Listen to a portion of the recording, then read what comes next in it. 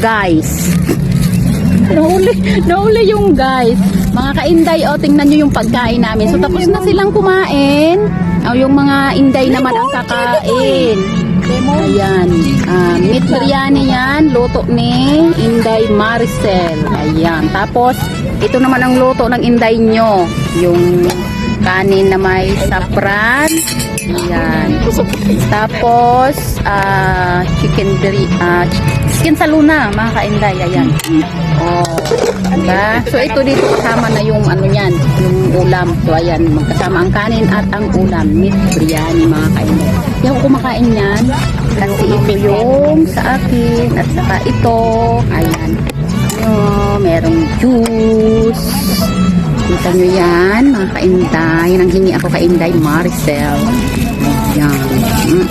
Tapos ito yung aking pangpagan ng aking pagkain, yung hot sauce ni Baba. Ninakaw ko. Yan. Ka-Inday, kain na tayo. Kain na muna kami, ha? Bye-bye.